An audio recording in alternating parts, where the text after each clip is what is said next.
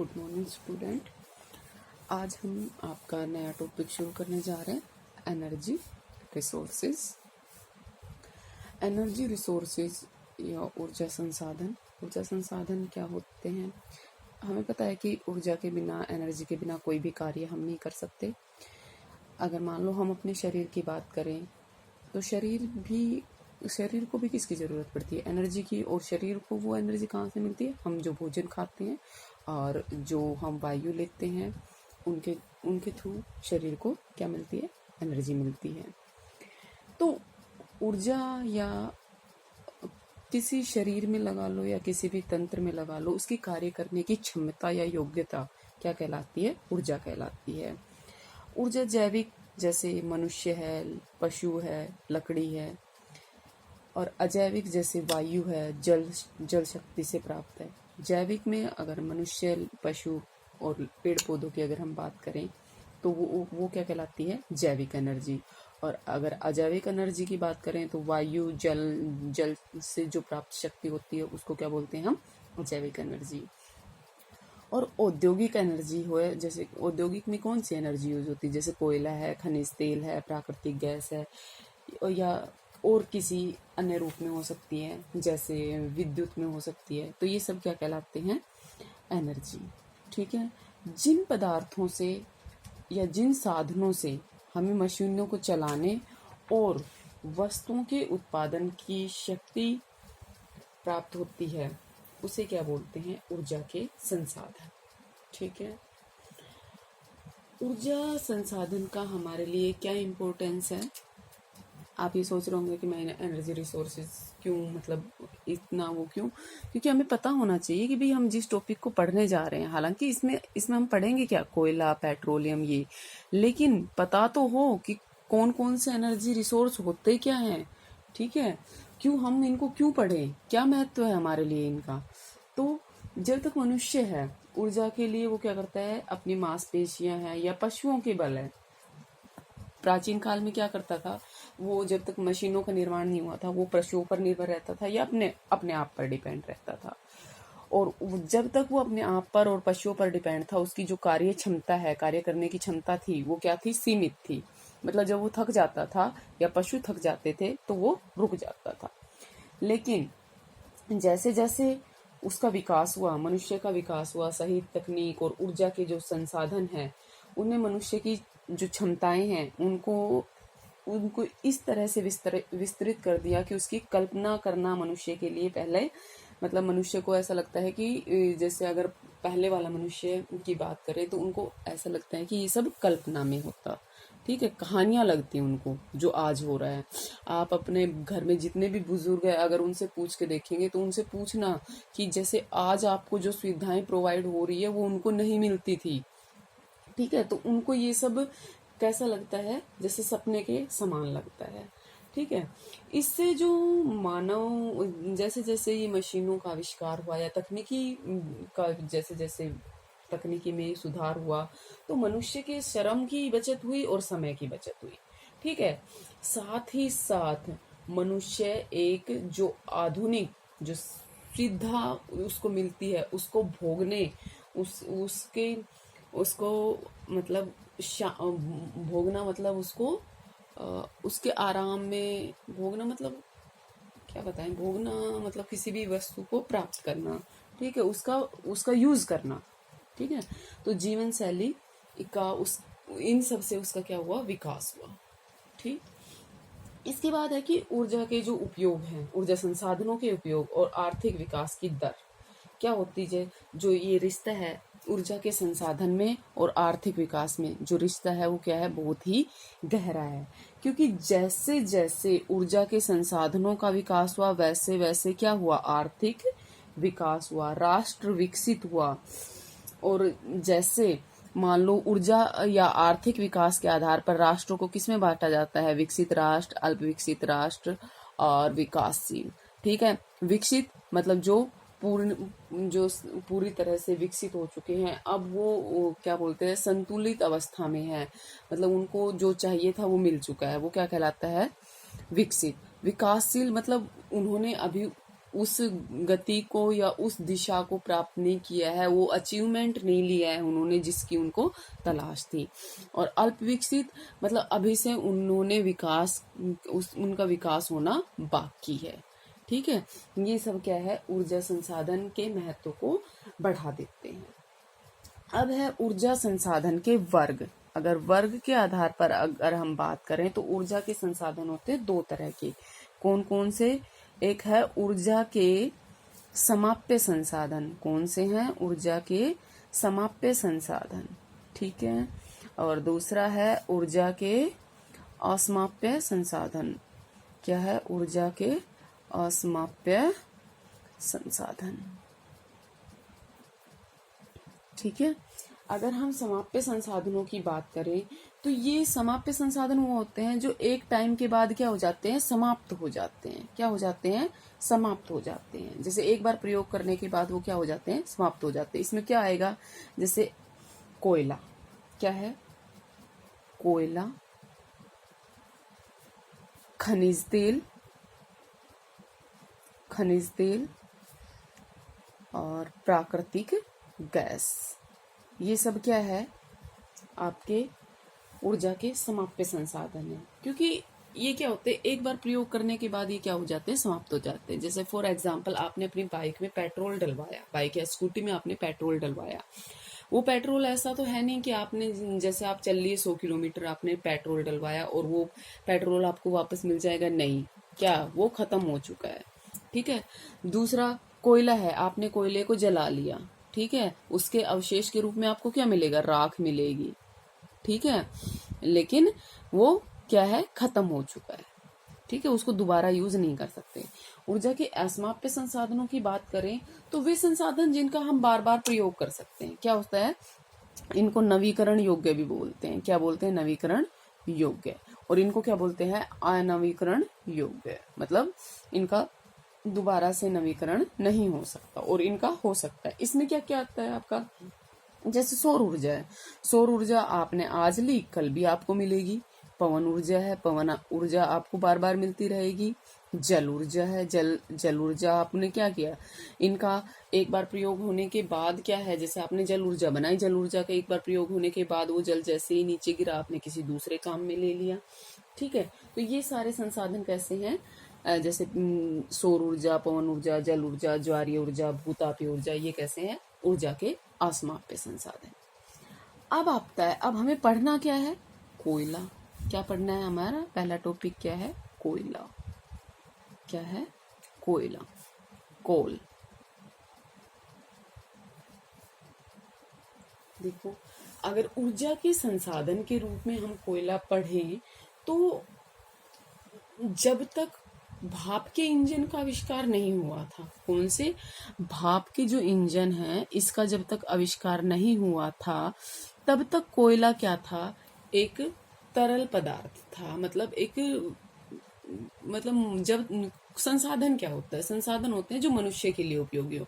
और जब तक भाप के इंजन का आविष्कार नहीं हुआ था, कोयला क्या था? मानव के लिए उपयोगी नहीं था। ठीक है। लेकिन जैसे जैसे भाप का इंजन के आविष्कार हुआ उसके बाद कोयले की डिमांड बढ़ी, उसके बाद तो उद्योगों में भी कोयले का निर्माण हुआ। और आज कोयला क्या है? काला सोना के नाम से जाना जाता है। किसके नाम से जाना जाता है? Black gold. ठीक है, ब्लैक गोल्ड। भाप के इंजन के जब आविष्कार हुआ उसके बाद कोयला ऊर्जा का सबसे महत्वपूर्ण संसाधन बन गया। क्या बन गया? ऊर्जा का सबसे महत्वपूर्ण संसाधन बन गया। हालांकि ये इसके बाद कोयले के स्थान पर हम बाद में जल विद्युत, खनिज तेल, प्राकृतिक गैस और जो ऊर्जा के गैर परंपरागत स्रोत है, ये ऊर्जा के गैर परंपरागत स्रोत है क्योंकि ये पहले से नहीं चला आ रहे हैं, और जबकि ये क्या है? ऊर्जा के परंपरागत स्रोत हैं। ठीक है। तो जो और ऊर्जा के गैर परंपरागत स्रोत है उन्होंने कोयले के महत्व को कम कर दिया है। क्यों? क्योंकि जो कोयला है वो ऊर्जा के जो संसाधन है वो सबसे टॉप पर था कोयला सबसे पहले। क्यों? क्योंकि ऊर्जा इसी से मिलती थी। जब से भाप जलाने में भी यही काम होता था, भाप इंजन में भी यही होता था, उद्योगों में भी इसी का यूज होता था। लेकिन जैसे जैसे इन और विद्युत संसाधनों की, या जैसे जल विद्युत है, कोई ये पेट्रोलियम है, खनिज तेल है, प्राकृतिक गैस है, इनकी जैसे जैसे इनका आविष्कार हुआ तो ये क्या है, कोयला क्या है, ऊर्जा के संसाधन के जो सिंहासन था उससे उतर गया। ठीक है, इसका महत्व क्या हो गया, कम हो गया। लेकिन फिर भी जो राष्ट्र, बहुत से राष्ट्र ऐसे हैं जिनके आर्थिक उत्थान में कोयले ने क्या है, महत्वपूर्ण भूमिका निभाई है। अगर हम पिछले 200 वर्षों की बात करें तो कोयले के जो उतार चढ़ाव है उसको 3 भागों में डिवाइड किया जा सकता है। कितने भागों में डिवाइड किया जा सकता है, 3 भागों में। सबसे पहला है आरंभिक चरण। कौन सा है, आरंभिक चरण। ठीक है, दूसरा क्या है, दूसरा चरण, इसमें बताएंगे क्या है दूसरा चरण। और तीसरा क्या है, द्वितीय विश्व युद्ध के बाद का जो चरण था, या इसको तीसरा चरण भी बोलते हैं। ठीक है, तीसरा चरण, ठीक है, या द्वितीय विश्व युद्ध के बाद का चरण। अब देखो इसमें क्या हुआ, आरंभिक चरण में इसमें जो कोयला था वो कहाँ कहाँ यूज होता था, कोयला कारखानों में, रेल और जहाज, इन सब में कोयले ने क्या किया, महत्वपूर्ण भूमिका निभाई। और इन्हीं के कारण कोयला कहाँ पहुंच गया था, मतलब ऊर्जा के संसाधनों में टॉप पर था, सिंहासन पर था। ठीक है, इन सब के कारण। ठीक है, लेकिन जैसे ही दूसरा चरण आया, जो दूसरा चरण था उसमें कोयला जो है, जो लौह इस्पात उद्योग है, किसका, जो लौह इस्पात उद्योग है उसकी एक तरह से कहते हैं रोटी बन गया। कैसे, क्योंकि 1 टन कोयले को, 1 टन लोहे को गलाने के लिए किसकी जरूरत पड़ती थी, कोयले की। मतलब लोहे को पिघलाने के लिए कोयले की जरूरत पड़ती थी। ठीक है, और लौह इस्पात उद्योग का सूत्रधार ही क्या था, कोयला था। कोयले के बिना तो इसकी वो कल्पना भी नहीं की जा सकती थी। ठीक है, तीसरा चरण क्या है, तीसरा चरण है कि जो कोयले का महत्व है, जो तापीय विद्युत होती है उसमें भी इसका क्या है, उसके उत्पादन में भी इसका महत्व बढ़ गया। तापीय विद्युत के उत्पादन में भी क्या हुआ, कोयले का महत्व बढ़ गया। ठीक है, ये थे 3 चरण कि कोयले का इतिहास क्या रहा है। ठीक है, उतार चढ़ाव क्या रहा है। अब हम बात करें कि कोयले के उपयोग क्या है, कहाँ कहाँ कोयला उपयोग होता है। ठीक है, इससे पहले हम पढ़ते हैं कि कोयले का निर्माण कैसे होता है। तो कोयला आपको भी पता है कि प्राचीन जो वनस्पति है उसका परिवर्तित रूप है। ठीक है, कोयले का अगर निर्माण की बात करें तो कोयले का निर्माण क्या है, जो प्राचीन वनस्पति है उसका परिवर्तित रूप है। अब कोयला ऐसा नहीं है कि 1-2 दिन की प्रोसेस है और बने, हजारों करोड़ों वर्षों की प्रोसेस है। वनस्पति दब गई और उसके बाद कोयले का निर्माण हुआ। ठीक है, कोयला, ये इसको एक जीवाश्म ईंधन भी बोलते हैं। क्या बोलते हैं, जीवाश्म ईंधन, मतलब जीवों के अवशेष से बना है ये। ठीक है, जीवाश्म ईंधन। और ये कहाँ पाया जाता है, अवसादी जो चट्टानें होती है उसकी परतों में पाया जाता है, अवसादी चट्टानों की परतों में। इसलिए अवसादी चट्टानों को क्या बोलते हैं हम, परतदार चट्टानें। आगन्य चट्टानों में तो पाएगा नहीं, क्योंकि आगन्य चट्टानों में क्या होती है, आग होती है, उसमें जीव अवशेष पाए ही नहीं जाते हैं। लेकिन अवसादी जो चट्टानें, आगन्य चट्टानों में जीव अवशेष पाए ही नहीं जाते हैं, लेकिन जो अवसादी चट्टानें हैं उसमें क्या पाए जाते हैं, जीवाश्म पाए जाते हैं। और इसी कारण से जो कोयला है वो कहाँ पाया जाता है, अवसादी चट्टानों की परतों में पाया जाता है। आज से अगर हम बात करें, आज से लगभग 30 करोड़ वर्ष पूर्व, 30 करोड़ वर्ष पूर्व कौन सा युग, कार्बोनिफेरस। कौन सा, कार्बोनिफेरस काल। ठीक है, इस काल में कोयले का क्या हुआ था, निर्माण हुआ था। इस काल में क्या हुआ, जो पृथ्वी के अधिकांश जो निम्न स्थल पे जो वन थे वो क्या हुए, पृथ्वी की जो आंतरिक हलचलें होती है जैसे भूकंप, ज्वालामुखी, इनके कारण क्या हुए, जमीन में दब गए। ठीक है। और वहां पर क्या था, पृथ्वी के अंदर क्या है, तापमान ज्यादा है, दबाव ज्यादा है, और वो क्या हुए, वो वहां पर वायु की अनुपस्थिति है और उच्च ताप है, और दबाव भी क्या है, चट्टानों के भारी दबाव के कारण ये जीव वन जो थे वो क्या हो गए, गल सड़ गए। ठीक है। और डिकम्पोज्ड मतलब अपघटित होने के बाद किस में बदल गए, वन क्या हुए, पहले गले सड़े, उसके बाद इनका क्या हुआ, अपघटन हुआ, और इसके बाद ये किस में परिवर्तित हो गए, कोयले में। किस में बदल गए, कोयले में बदल गए। प्राकृतिक वनस्पति से कोयला बनने की इस प्रक्रिया को क्या बोलते हैं हम, कार्बोनाइजेशन। क्या बोलते हैं, कार्बोनाइजेशन।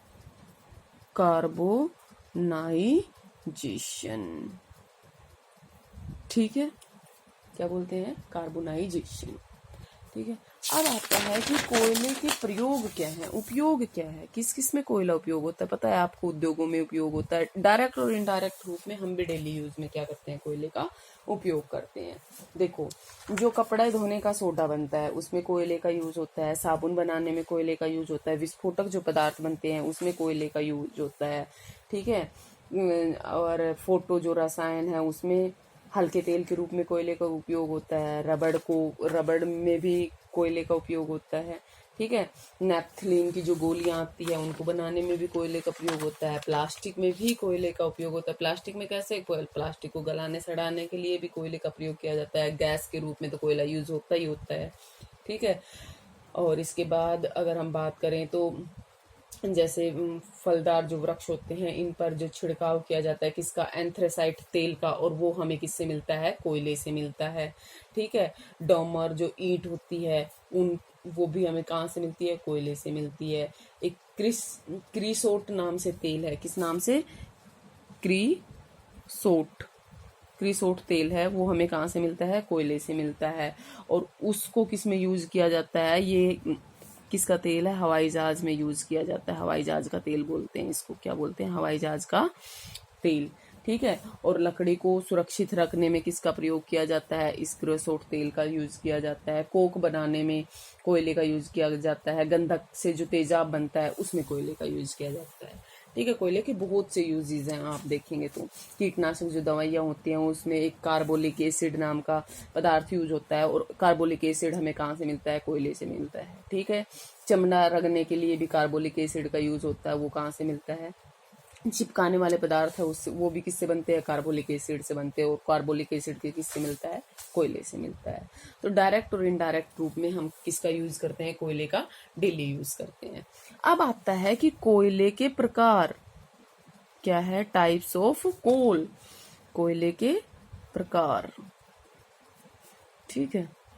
तो कोयला कितने प्रकार का होता है, आपने आज तक पढ़ा भी होगा, कोयला कितने प्रकार का होता है, 4 प्रकार का कोयला होता है।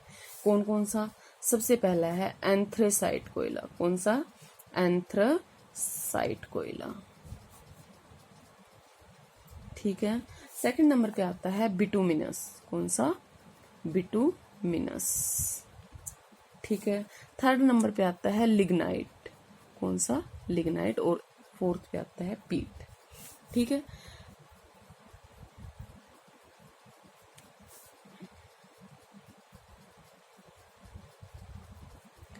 अब इनको ऐसे भी समझो, जैसे मैंने ये पहले, तो ये सबसे उत्तम कोटि का, ये उससे कम, ये उससे कम, और ये सबसे कम। ठीक है। इसमें और कोयले के प्रकारों में कैसे कोयला बढ़िया किस्म का है कैसे नहीं है, इसमें क्या किसके आधार पर डिवाइड किया जाता है, एक कार्बन नाम का तत्व होता है, उसमें कितनी कितनी मात्रा में पाया जाता है, इस आधार पर पता लगाया जाता है कि कौन सा कोयला बढ़िया है और कौन सा कोयला घटिया है। ठीक है। कोयले के महत्व के बारे में पढ़ने के बाद जो कोयला है उसके जलने से प्राप्त होने वाली ऊष्मा, ठीक है, उस पर निर्भर करती है कि कोयले का महत्व क्या है। कोयले की जो जलने की क्षमता है वो निर्भर करती है कार्बन की मात्रा पर भी, किसमें कितना कार्बन पाया जाता है। ठीक है। और कार्बन के जो मात्रा होती है या अंश होता है वो क्या होता है, वोलेटिक मैटर और आर्द्रता की मात्रा, इसके आधार पर 4 किस्म के कोयले पाए जाते हैं। ठीक है। पहला है एंथ्रासाइट कोयला। एंथ्रासाइट जो कोयला होता है वो क्या है, पहला तो ये जो लकड़ी से कोयला बनने की जो प्रक्रिया है उसकी सबसे अंतिम अवस्था को दर्शाता है। क्या है? जैसे लकड़ी से कोयला बनने की जो अवस्था है, लकड़ी से कोयला बना तो इसकी सबसे अंतिम अवस्था में जो कोयला बनता है वो एंथ्रेसाइट कोयला बनता है। ठीक है, ये कैसा होता है? काला होता है, कठोर होता है, चमकीला होता है, रवेदार होता है, और मैंने बताया कि सबसे उच्च श्रेणी का होता है, और इसमें कार्बन की मात्रा होती है 90 से 96%। कितनी? 90 से 96%। और जो आर्द्रता होती है वो कैसी होती है? आर्द्रता कैसी होती है? न्यूनतम। कैसी होती है? न्यूनतम। ठीक है, आर्द्रता न्यूनतम होती है। एंथ्रेसाइट जो कोयला होता है इसकी विशेषता क्या है कि ये जो शुरू में अगर इसको आग लगाए तो ये धीरे आग पकड़ता है, लेकिन जलने पर ये क्या करता है? ऊष्मा अधिक देता है। ठीक है, और जलते समय इसकी लो कैसी होती है? नीली लो देता है ये। ठीक है, नीली लो देता है, धुआं कम छोड़ता है, और जलने के बाद राख के अवशेष भी क्या बचते हैं? कम बचते हैं। और इससे जो उत्तम किस्म का जो कोक होता है वो बनाया जाता है। विश्व में एंथ्रेसाइट जो कोयला है इसके भंडार क्या है? सीमित है। क्या है? सीमित है। ठीक है, नेक्स्ट पॉइंट हम करेंगे अगले क्लास में। ठीक है, थैंक यू।